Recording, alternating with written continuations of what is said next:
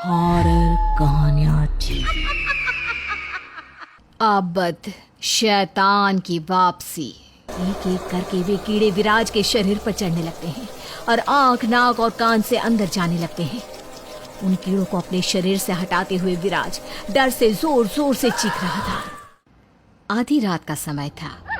शहर की भागम भाग से दूर एक कब्रिस्तान में दो दोस्त ऋषि और विराज फावड़े से एक कब्र को खोद रहे थे।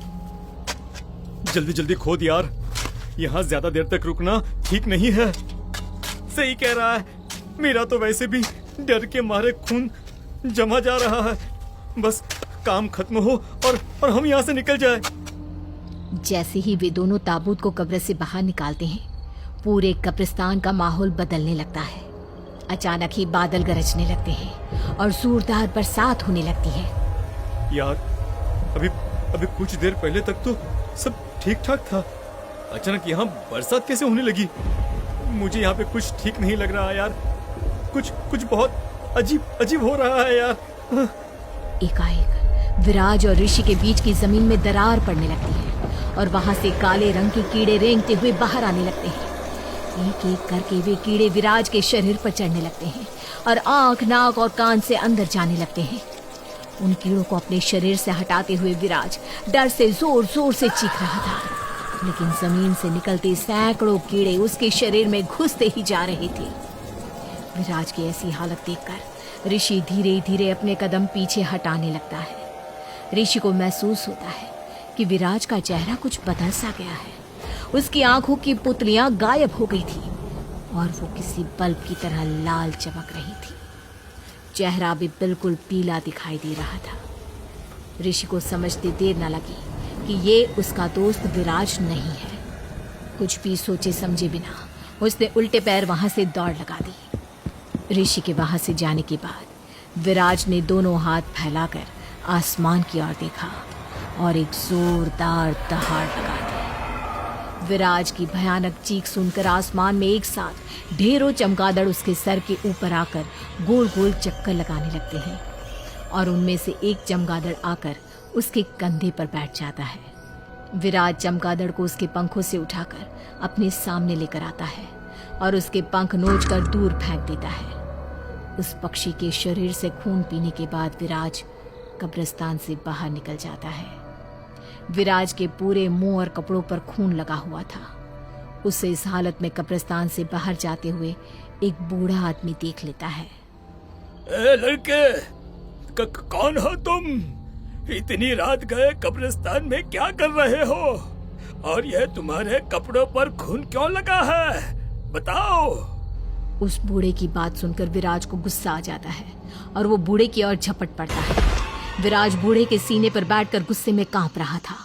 उसने अपनी लाल लाल आंखों से बूढ़े की ओर देखा और अपने लोहे जैसे मजबूत हाथों से उसका गला दबाने लगा।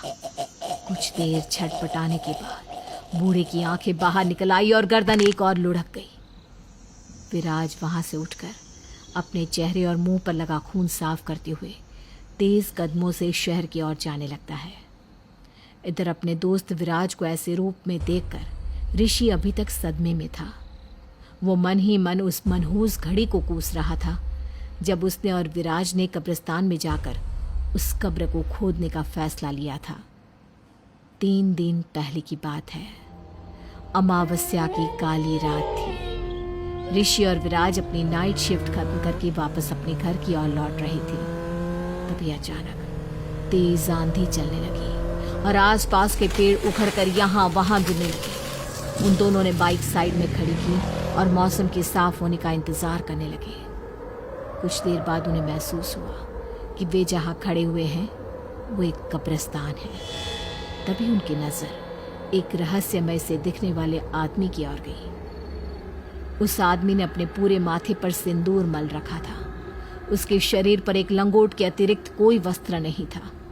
उस आदमी को देखकर विराज और ऋषि को अजीब सा डर महसूस होने लगा। कुछ ही देर में वो आदमी उनके पास आकर ठहर गया। शैतान को मानते हो? ये आप कैसी बातें कर रहे हैं? शैतान वैतान कुछ नहीं होता। हम सिर्फ भगवान को मानते हैं, भगवान को। ऋषि की बात सुनकर वो तांत्रिक जोर जोर से हंसने लगता है। तुम मानो या ना मानो, लेकिन शैतान ने तुम्हें चुना है। आज से 3 दिन बाद तुम्हें आधी रात गए किसी कब्रिस्तान में आकर एक कब्र को खोद कर बाहर निकालना है और बिना वहां ठहरे वहां से चले जाना है। अगर तुम एक पल के लिए भी वहां ठहरे तो तुम्हारे साथ कुछ भी हो सकता है, कुछ भी। हमारा क्या दिमाग खराब है कि हम तुम्हारे कहने से यहाँ आकर आधी रात को कब्र खोदेंगे, हैं? तुम शैतान की शक्तियों को हल्के में ले रहे हो। यदि शैतान ने तुम्हें चुना है, इसका मतलब तुम्हें उसका काम करना ही होगा, वरना तुम्हारे साथ जो कुछ भी होगा उसके लिए तुम स्वयं जिम्मेदार होंगे। अभी पुलिस को फोन करूंगा ना तो तुम शैतान वैतान सब भूल जाओगे। ऋषि की बात सुनकर वो तांत्रिक जोर जोर से हंसने लगता है। मेरा काम था तुम्हें समझाना। अब तुम्हारे जीवन में जो भी होगा उस अनिष्ट के तुम स्वयं जिम्मेदार होगे। कुछ देर बाद आंधी रुक जाती है। ऋषि और विराज वहां से निकल जाते हैं। कुछ दूर जाने के बाद अचानक ही एक बच्चा उनकी बाइक के सामने आ जाता है। विराज बच्चे को बचाने की कोशिश करता है और उसकी बाइक जाकर एक पेड़ से टकरा जाती है। हे भगवान, कहीं उस बच्चे को चोट तो नहीं आई? विराज ये देखकर हैरान रह जाता है कि सड़क पर कोई बच्चा था ही नहीं। किसी तरह बाइक लेकर ऋषि और विराज आगे बढ़ते हैं और अपने घर पहुंच जाते हैं। अगले दिन सुबह। ऋषि जल्दी यहाँ आओ, जल्दी। ये देखो, हमारे टॉमी को किसी ने कितनी बेदर्दी से मार डाला है। ऐसा लग रहा है किसी जानवर ने इसका पूरा शरीर नोच खाया है। ये कैसे हो सकता है यार? विराज और ऋषि टॉमी की मौत से बहुत परेशान थे। तभी ऋषि को आंगन में खून के छींटे दिखाई देते हैं। ऋषि, ये देखो, अलमारी में रखे मेरे कपड़ों पर ये खून कहाँ से आ गया? ये कैसे हो सकता है? वे दोनों बहुत घबरा गए थे, इसलिए तांत्रिक के कहे अनुसार रात के 12 बजे वे दोनों उस कब्रिस्तान में पहुंच जाते हैं और जाकर तांत्रिक की बताई हुई कब्र को खोदने लगते हैं। और उसके बाद ही विराज के शरीर पर उस आत्मा ने कब्जा कर लिया था। न जाने इस समय विराज कहाँ और किस हाल में होगा। पता नहीं वो शैतान हमसे क्या चाहता है। मुझे तो कुछ भी समझ में नहीं आ रहा है। ऋषि परेशान होकर अपने कमरे में चहलकदमी कर रहा था और उधर विराज एक पुरानी हवेली के बाहर खड़ा हुआ था। कौन हो आप? किससे मिलना है? जाने दो मुझे, जाने दो। और कल सुबह आना, इतनी रात को अंदर जाना मना है। गेट कीपर के मना करने के कारण विराज को गुस्सा आ जाता है और वो गेट कीपर की गर्दन मरोड़कर उसे मार डालता है। गेट कीपर की जान लेने के बाद वो हवेली के अंदर पहुंच जाता है और जोर जोर से दरवाजा खटखटाने लगता है। तभी एक औरत आकर दरवाजा खोल देती है। विराज उसे जोरदार धक्का मारकर घर के अंदर घुस जाता है। उस महिला की चीख सुनकर घर में और लोगों की भी नींद टूट जाती है। विराज तेज कदमों से चलता हुआ हवेली की तिजोरी तक पहुंच जाता है। कौन है तू? क्या चाहिए? यहाँ चोरी करने आया है क्या? विराज उसकी बात का जवाब दिए बगैर कमरे में रखे बक्सों को खोल खोल कर उनका सामान बाहर फेंकने लगता है। मैंने कहा रुक जाओ वरना गोली मार दूंगा। ठाकुर की बात सुनकर विराज गुस्से में ठाकुर के ऊपर एक लंबी सी छलांग लगा देता है और उसके सीने पर सवार हो जाता है। कहाँ है वो किताब? सच बताओ, कहाँ है? मुझे नहीं पता तुम किस किताब की बात कर रहे हो। छोड़ दो मुझे। एक एक करके घर के और सदस्य भी वहां जमा हो जाते हैं। तभी विराज पंखे की ओर घूर कर देखता है और उसी क्षण छत पर लगा पंखा टूटकर नीचे गिर जाता है, जिसमें दबकर ठाकुर के परिवार के 2 लोगों की मौत हो जाती है। मैंने पूछा वो किताब कहाँ पर है? मुझे नहीं पता तुम किस किताब की बात कर रहे हो। छोड़ दो मेरे परिवार को, छोड़ दो। विराज गर्दन टेढ़ी करके ठाकुर की ओर देखता है। उसके हाथ और पैर कड़ कड़ की आवाज के साथ टूटने लगते हैं। कुछ ही देर में दर्द से चीखते हुए ठाकुर की भी मौत हो जाती है। ठाकुर के पूरे परिवार को बेदर्दी से मौत की नींद सुलाने के बाद विराज अपनी मुट्ठियां कसते हुए वहां से निकल जाता है और एक आश्रम में पहुंच जाता है। आश्रम की सभी कुटिया में जाकर वो बारी बारी से वहां रखा सामान उलट पलट करके कुछ ढूंढने की कोशिश करने लगता है। कौन हो तुम? यहाँ आश्रम में क्या ढूंढ रहे हो? मेरी किताब कहाँ है? तुम्हारी यहाँ कोई किताब नहीं है। झूठ, फिर से झूठ। इतना कहकर विराज बाबा के हाथ उनकी तरफ मरोड़कर उनकी गर्दन तोड़ देता है। विराज अपने सामने पड़ने वाले हर व्यक्ति को बेदर्दी से मारता जा रहा था और बौखलाकर यहाँ से वहां जाने का ढूंढ रहा था। इधर अपने कमरे में बेचैन होकर टहलते ऋषि का फोन अचानक घनघनाने लगता है। प्रणाम बड़े पापा। बेटा ऋषि, मेरा मन कह रहा है कि कुछ अनिष्ट होने वाला है। तुम ठीक तो हो ना? मैं ठीक हूँ बड़े पापा, लेकिन आज मेरे साथ कुछ बड़ी अनहोनी सी घटना घटी है। इसके बाद ऋषि 3 दिन पहले हुई घटना से शुरू करके आज रात को विराज के साथ हुई भयानक घटना तक की सारी कहानी उन्हें सुना देता है। बेटा, तुम्हारे सारे प्रश्नों का जवाब मेरे पास है। हम कोई साधारण लोग नहीं हैं। मेरे दादाजी नाहरगढ़ के महाराज के राज पुरोहित हुआ करते थे, पूजा पाठ करते थे। धीरे धीरे उनका झुकाव तंत्र मंत्र की तरफ भी हो गया था। उनके पास असीमित शक्तियां थी। तंत्र मंत्र या प्रेत ऐसी कोई शक्ति नहीं थी जिस पर उन्होंने विजय न हासिल की हो। उनकी सिद्धियों के पीछे एक बहुत बड़ा राज छिपा था। वे हर शक्ति को इसलिए जीत पाते थे क्योंकि उनके पास एक शैतानी किताब थी जो एक विशेष लिपि में लिखी गई थी। उस शैतानी किताब को आज तक कोई भी पूरा नहीं पढ़ सका है। कहते हैं कि वह पुस्तक इंसान की मति भ्रष्ट कर देता है। पिताजी बताते थे कि दादाजी को वह किताब खुद शैतान ने दी थी। शैतान चाहता था कि दादाजी उसी किताब के माध्यम से शैतान के शरीर को वापस जीवित कर दें। लालच में अंधे होकर दादाजी शैतान का यह काम करने को भी तैयार हो गए थे। अब वह हर रोज शमशान में जाकर तंत्र साधना करते और गांव के ही किसी बेगुनाह आदमी की बलि देकर शैतान की मूर्ति को उसके रक्त से स्नान कराते। एक दिन पिताजी ने आधी रात के समय दादाजी को शैतान के सामने किसी व्यक्ति की बलि देते हुए देख लिया और उसी दिन पिताजी ने यह निर्णय ले लिया कि वह ये खूनी खेल अब यहीं बंद कर देंगे, चाहे इसके लिए उन्हें अपने पिता की ही जान क्यों न लेनी पड़े।